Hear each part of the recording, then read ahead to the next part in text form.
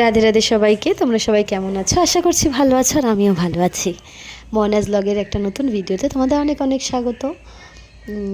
আজকে সকাল থেকে তোমাদের সাথে আমি কথা বলতে এলাম। সকাল সকাল আজকে আমি আমাদের বাড়ির লক্ষ্মী মাকে স্নান টান করিয়ে তো তারপরে একদম রেডি করে নিয়েছিলাম। তো এই ক্লিপটা নিয়েছিলাম বলে আমি প্রথমে তোমাদের সাথে এই ক্লিপটাই স্টার্ট করলাম।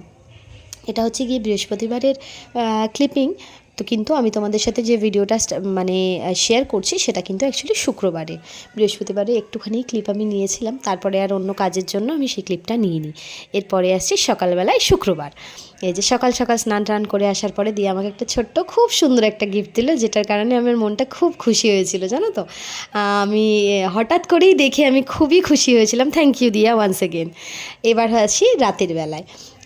আর দিনভর কোনো ক্লিপিং নিইনি। রাতের বেলায় যেহেতু আমরা পুজো করি, সেই পুজোর এখানে প্যান্ডেল ট্যান্ডেল কেমন কি হয়েছে কি না হয়েছে সেটা সন্ধেবেলার পরে প্রায় 7:30 8টা নাগাদ এসে এই সবগুলো দেখছিলাম যে কোথায় কি হয়েছে, আর এখানে খানিক আমরা ভিডিও নিচ্ছিলাম।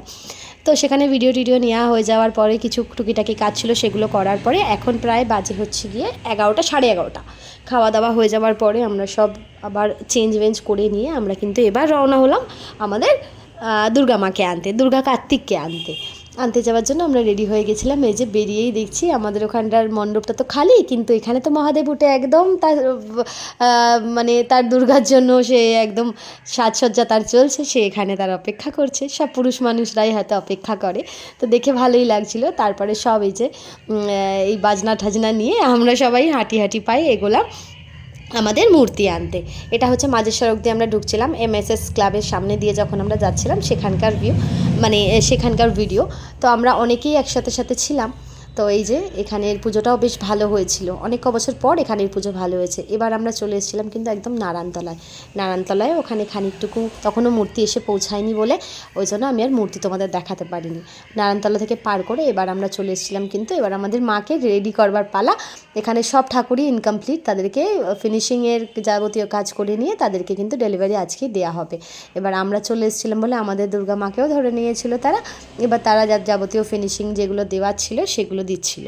তো ততক্ষণ আমরা ভাবলাম যে এখানে তাহলে আমরা বসে থেকে কি করব, চলো এর সামনেই একটা পুজো হয়, সেই পুজোটা দেখে আসি। আমরা আর কষ্ট করে সামনের দিক থেকে যাইনি, আমরা পিছন দিক থেকেই ঢুকেছিলাম। আমরা পিছন থেকে এসে এখানে নারায়ণের দর্শন হয়েই গেল। ওখানে হয়নি বটে, কিন্তু এখানেও কিন্তু আমাদের নারায়ণকে আমরা দেখতে পেয়েই গেলাম।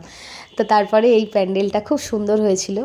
এই ক্লিপিংগুলো আমরা নিচ্ছিলাম, সবাই অনেকে এসেছিলো, কাকিমা ঠাকিমারা সবাই এসেছিলো, আমরা যারা পুজো করি সব ফিমেল পার্সনরাই এসেছিলো। আর কাকু বাবা এরাও সবাই ছিল, কারণ মূর্তি তো আর আমরা তুলতে পারবো না। কিন্তু এখানে দেখে মনটা খারাপ হয়ে গেল। দেখো এত ব্যবস্থা করেছে এখানে অর্কেস্ট্রারে, তার মেয়েটি গানও গাইছিল, মেয়েটি খুব ভালো গানও গাইছিল জানো তো। কিন্তু একটাও লোক নেই, একজনই আছেন যিনি নাচ করছিলেন, আর সব খালি। এরকম হলে কি মানুষের ভালো লাগে বলো? যদি শোনবার লোক না থাকে তাহলে মানুষের কথা বলতেই ভালো লাগে না। এই তো তাও গান গাইছিল, দেখে মনটা খারাপ হলো। আমরাও খানিকক্ষণ দাঁড়ালাম, ভাবলাম যে আমাদেরকে দেখে হয়তো তার একটুখানি হলেও ভালো লাগবে, সেজন্য আমরা খানিকক্ষণ দাঁড়িয়ে সে যেমন আমাদেরকে এন্টারটেইন করছিল, আমরাও ওখানে দাঁড়িয়ে গান শুনছিলাম আর ভাবছিলাম যে তাহলে তারও বুঝি একটু ভালো লাগবে, তারও ভালো লাগার কারণ আমরা হতে পারবো। তো সেখানে দাঁড়িয়ে কিছুক্ষণ গান শোনার পরে এবার আমরা চলে এসেছি এইখানে আমাদের মূর্তি যেখানে রেডি হচ্ছিলো। এখানে কিন্তু আমার খুব একটা ডিমান্ড আমি করে বসেছিলাম। আগের বার আমাদের সিংহর তোমার চোখে ল্যাশ আর আইব্রু করা হয়নি বলে আমি এবার আগেই বলেছিলাম আগে তোমরা চোখের পাতা লাগাও, আর আগে চোখে আইব্রু ওখানে দিতেই হবে। তো সেগুলো করছিল। তারপর দেখো এখানে কত সুন্দর হাতের কাজ।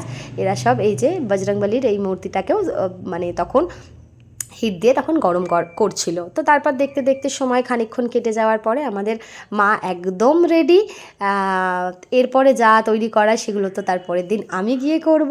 এখন মা তৈরি হয়ে গেছে, এখন মাকে তোলার ব্যবস্থা করা হচ্ছে গাড়িতে, যাতে মাকে আমাদের ওখানে নিয়ে যাওয়ার। একটুখানি তো আমাদের ওখান থেকে দূর, ধরো 8-10 মিনিট মতন হাঁটা পথ। তো তত দূর পর্যন্ত যাবে বলে আমরা সবাই মিলে, যারা ছিল সবাই মিলে ঠাকুরটাকে তুলে দিল। এবং ঠাকুরের সাথে একই সাথে কার্তিকও আমাদের এবার রেডি। এবার কিন্তু একটা জিনিস হয়েছে, আমাদের মা আর কার্তিক দুজনেই একটু বড় হয়ে গেছে।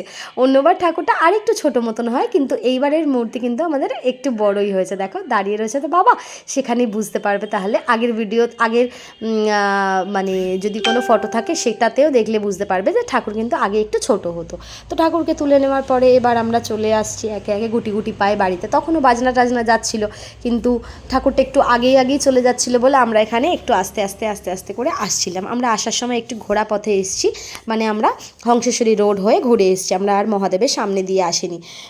তো আমরা এখানে দেখো অনেক সব জায়গার লাইট বাইট লেগে গেছে, সব জায়গার লাইটিং মানে এখন মানে একদম মানে জ্বলছে, লিটারেলি লাইটগুলো জ্বলছে। তো এখান থেকে আমরা সব মানে মূর্তি টূর্তি নিয়ে আমরা যারা যারা গেছিলাম সবাই এগিয়ে এগিয়ে আসছিলাম। আমাদেরও একটু তাড়াহুড়ো ছিল, প্রায় তখন 2টো মতন বাজে। এই যে শুরু হলো আমাদের রাত জাগা, এরপরে আর আমাদের শান্তিতে ঘুম হবে না বললেই চলে। এই দিন থেকে শুরু হয়ে থাকে আমাদের জেগে থাকা। এবার সব জায়গায় তখন আরও লোকেরাও জেগে থাকে। এই যে আমাদের মাকে তার জায়গায় বসিয়ে দেওয়া হয়েছে, কত সুন্দর লাগছে, একদম আলো করে রয়েছে যেন। তো এটা দেখে আমার খুব ভালো লাগছিলো, ওই জন্য আমরা আবার ক্লিপও নিলাম। ক্লিপ নিয়ে আমি আবার সামনে দাঁড়িয়েই ছিলাম খানিকক্ষণ, যে আমি আবার বলছিলাম যে খুব সুন্দর হয়েছে দেখো। সবাই আমি, বোন, কাকিমা আরও সবাই রয়েছে, তারা ভেতরে রয়েছে, মা সবাই ছিল। তো সবাই এখানে থাকতে থাকতে বাড়িতে আর একটা কাণ্ড হয়ে রয়েছে, যে বাড়িতে গিয়ে দেখছি আমার ছেলেকে দিয়ে গেছে সেজো মা। এই দেখো আমার ছোট্ট ছেলে কেমন হয়েছে সবাই জানিও। রাধে রাধে।